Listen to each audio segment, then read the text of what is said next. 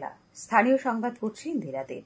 প্রধানমন্ত্রী নরেন্দ্র মোদী গতকাল জাতির উদ্দেশ্যে ভাষণ দিয়েছেন। তিনি বলেছেন, ভারতীয় সেনাবাহিনীর অপারেশন সিন্দুর শুধু একটি নাম নয়, এটি দেশবাসীর যৌথ আবেগ ও ক্ষমতার প্রতীক।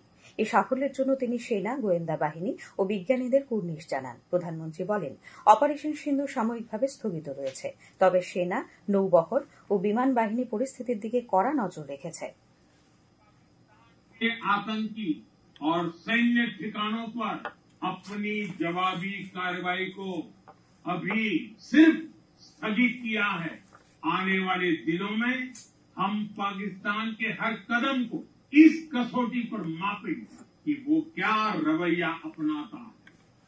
তিনি বলেন, অপারেশন সিন্দুর সন্ত্রাসবাদের বিরুদ্ধে দেশের নয়া অবস্থানের পরিচায়ক। পাকিস্তান যে সন্ত্রাসবাদীদের মদতদাতা তা আজ গোটা বিশ্ববাসীর কাছে প্রমাণিত। ऑपरेशन सिंदूर के दौरान दुनिया ने पाकिस्तान का वो घिनौना सच देखा है, जब मारे गए आतंकियों को विदाई देने पाकिस्तानी सेना के बड़े बड़े अफसर उमड़ पड़े। स्टेट स्पॉन्सर्ड टेररिज्म का ये बहुत बड़ा सबूत है। हम भारत और अपने नागरिकों को किसी भी खतरे से बचाने के लिए लगातार निर्णायक कदम उठाते रहेंगे। তিনি মনে করিয়ে দিয়েছেন, সন্ত্রাসবাদী হামলা এবং বাণিজ্য একই সঙ্গে চলতে পারে না। পাকিস্তান যদি সন্ত্রাসবাদীদের ফের মদত দেয়, তাহলে একদিন তারা তাদের দেশকেই ধ্বংস করে দেবে। पाकिस्तान को अगर बचना है तो उसे अपने टेरर इंफ्रास्ट्रक्चर का सफाया करना ही होगा। इसके अलावा शांति का कोई रास्ता नहीं है। भारत का मत एकदम स्पष्ट है, टेरर और टॉप एक साथ नहीं हो सकते। टेरर और ट्रेड एक साथ नहीं चल सकते, और पानी और खून भी एक साथ नहीं बह सकते। শ্রী মোদী স্পষ্ট জানিয়েছেন, এবার থেকে ভারতের ঘোষিত নীতি হল, পাকিস্তানের সঙ্গে কথা হলে তা পাক অধিকৃত কাশ্মীর এবং সন্ত্রাসবাদ নিয়েই হবে। मैं आज विश्व समुदाय को भी कहूंगा, हमारी घोषित नीति रही, अगर पाकिस्तान से बात होगी तो टेररिज्म पर ही होगी। अगर पाकिस्तान से बात होगी तो पाक ऑक्यूपाइड कश्मीर के उस पर ही होगी। প্রধানমন্ত্রী নরেন্দ্র মোদী অপারেশন সিন্দুর এবং সেনাবাহিনীর যৌথ সাফল্যের সমস্ত কৃতিত্ব দেশের প্রতিটি মা, বোন ও কন্যার প্রতি উৎসর্গ করেছেন।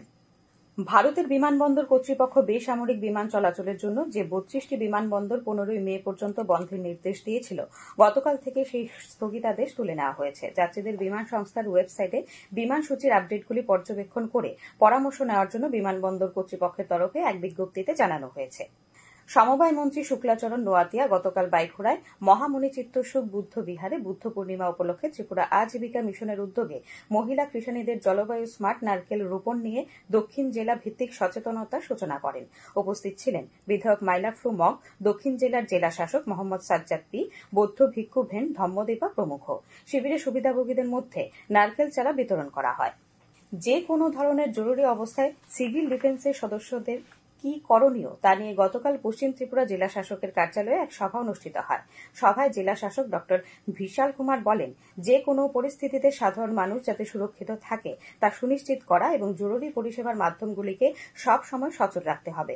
কোনো জরুরিকালীন পরিস্থিতি তৈরি হলে সাধারণ নাগরিকদের সুরক্ষিত রাখার জন্য নিরাপদ আশ্রয়স্থলে পৌঁছানো, তাদের জন্য খাদ্য, পানীয় ও চিকিৎসার ব্যবস্থা, নাগরিকদের সতর্ক থাকার জন্য পদক্ষেপ গ্রহণ করা সহ জরুরিকালীন পরিস্থিতিতে খাদ্য সামগ্রী মজুত রাখা, যোগাযোগ ব্যবস্থাকে সক্রিয় রাখা ইত্যাদি বিষয় নিয়েও সভায় আলোচনা করা হয়।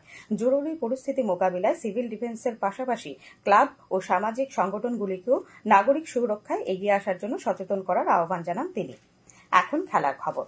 ত্রিপুরা ফুটবল অ্যাসোসিয়েশন পরিচালিত ঘরোয়া তৃতীয় ডিভিশন লীগ ফুটবল প্রতিযোগিতার গত রাতের খেলায় স্বামী বিবেকানন্দ ক্লাব জয়লাভ করেছে। উমাকান্ত মিনি স্টেডিয়ামে নৈশালোকে অনুষ্ঠিত খেলায় স্বামী বিবেকানন্দ ক্লাব 3-1 গোলে সিমনা তমাকারী ফুটবল ক্লাবকে পরাজিত করে। এখনকার মতো স্থানীয় সংবাদ এখানেই শেষ হলো। পরবর্তী বাংলা স্থানীয় সংবাদ প্রচারিত হবে আজ সন্ধ্যা 7:55।